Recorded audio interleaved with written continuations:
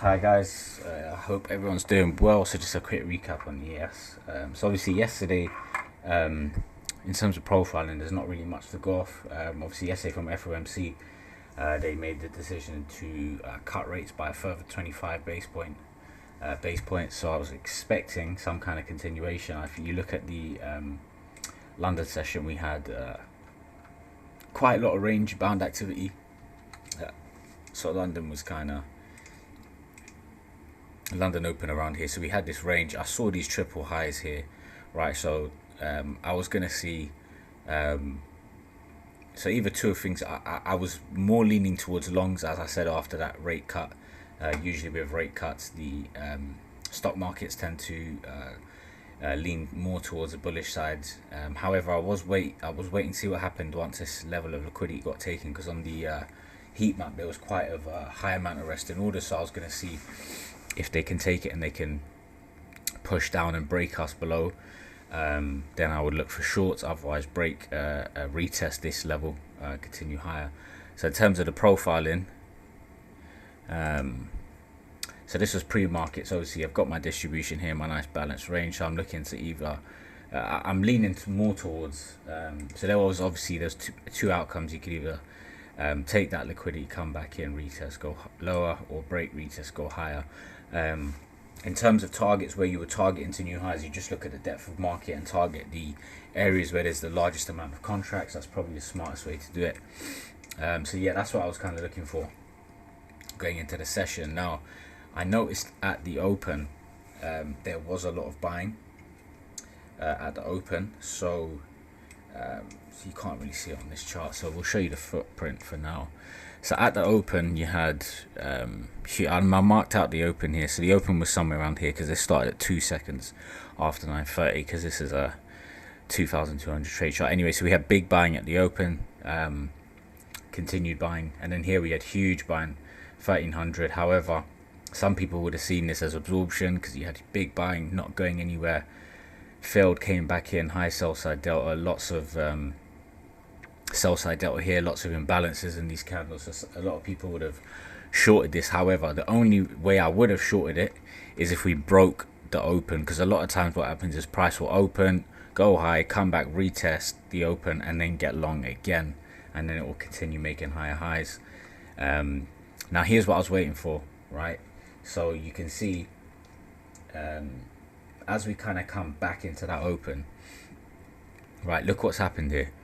You can see these, and I have these filtered out to show me only the largest size of delta, but usually on ES the large delta differences are usually around the hundreds and above. So here you've got quite large selling delta, you can see here, and look what's happened here right at the open.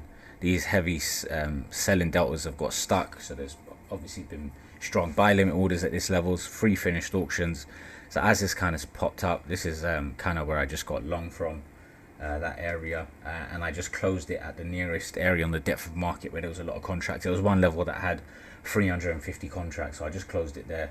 I didn't really fancy holding it too long. As we're trading into new highs, I'm not really comfortable holding long positions, so that was kind of my entry. As you can see there, those sellers going nowhere as we come back into the open. So we pop up, so my stops are just below that finished auction, and I rode it all the way somewhere into the 18s, I think it was. Yeah, I think it was, I closed it right at this high. Let me show you actually. I've got my Ninja Trader open. So there you can see entry there, and I closed it right at the highs where those high sell limit orders were, and look what happened after that. Price flushed down, as you can see there. So I managed to get a close out there. And then as I kind of marked out that area, you can see,